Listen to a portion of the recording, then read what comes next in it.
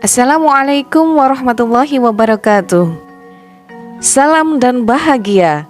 Dalam kesempatan kali ini, saya Uun Widiawati, JGB Angkatan 7 kelas 182 dari SMP Negeri 2 Jatirejo mengajak Anda semua untuk bersama-sama mengkoneksikan antar materi, kesimpulan dan refleksi dari modul 1.1 tentang filosofi Ki Hajar Dewantara.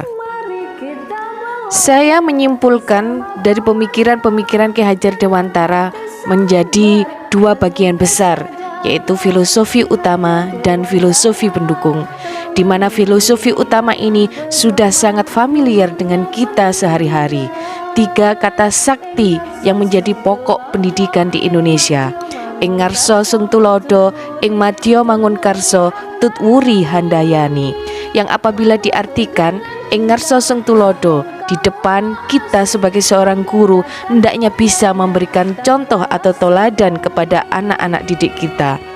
Ing madya mangun karso artinya berada di antara mereka, kita harus bisa membangkitkan motivasi dan semangat agar mereka terus meraih cita-cita dan mimpi besar mereka. Dan yang ketiga, tutwuri handayani, sebagai seorang pendidik kita bisa menempatkan posisi di belakang mereka untuk senantiasa memberikan arahan mana jalan yang harus mereka tempuh agar sampai pada cita-cita yang besar dan mulia tersebut.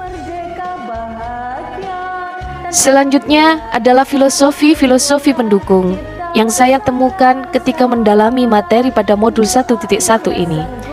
Di antaranya menuntun. Seorang guru itu harus menjalankan sistem among, artinya mampu ngemong anak didiknya sebagaimana orang tua ngemong kepada bayi mereka, memahami keinginan anak, bahkan apa yang tidak terucapkan dengan jelas oleh mereka.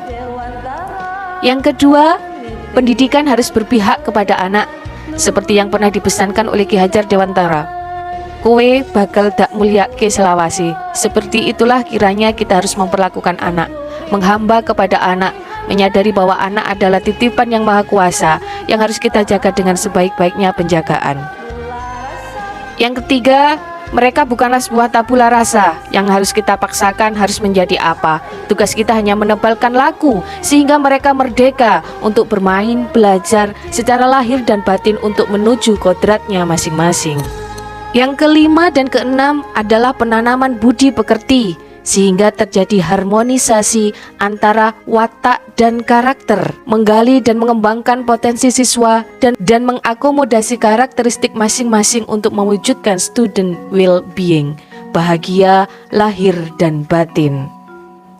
Sebelum mempelajari modul 1.1 ini, saya beranggapan bahwa hubungan antara guru dengan murid itu seperti sebuah simbiosis mutualisme, di mana kedua belah pihak harus sama-sama untung, saling menguntungkan. Artinya kebutuhan dua pihak harus terpenuhi, saling memahami apa yang menjadi tugas, fungsi, serta harapan kebahagiaan masing-masing. Tidak hanya mengutamakan keinginan guru saja atau hanya mengutamakan anak-anak saja, tapi harus saling menghormati dan bekerja sama dalam mencapai tujuan yang sama itu pula, beriringan dan bergandengan tangan untuk saling menguatkan sehingga tercapai apa yang dicita-citakan.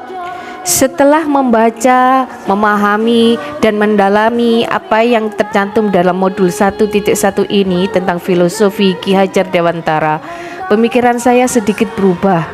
Ternyata sebagai seorang guru, berharap mutualisme itu belum cukup. Bahkan seharusnya kita, seorang guru, itu bersiap untuk sebuah simbiosis parasitisme, di mana kita adalah inang yang memberikan tuntunan dengan bahagia tanpa berharap imbalan sama sekali. Ingat, mereka bukanlah milik kita. Anak-anak adalah titipan yang maha kuasa. Tak sepantasnya kita mengharapkan upah karena hanya akan merendahkan pahala yang sudah dijanjikan oleh Allah Subhanahu wa Ta'ala. Selanjutnya, sebagai tindak lanjut aksi nyata dari evaluasi dan refleksi yang saya lakukan setelah mempelajari modul ini, yang pertama, saya ingin merevisi niat saya di dalam mengajar dengan cara menerima apapun keberadaan siswa secara utuh dan menyeluruh tanpa mengeluh. Yang kedua, tetap memberikan semangat untuk terus kreatif dan produktif, menyiapkan pembelajaran yang menarik dan menyenangkan agar anak-anak tertarik dan senang, karena senang adalah sebaik-baiknya kondisi bagi mereka untuk bisa belajar. Yang ketiga, lebih ikhlas dan sabar tentunya, karena mengajar adalah belajar, belajar adalah ibadah, dan ibadah sebaik-baiknya ibadah adalah lillahi ta'ala.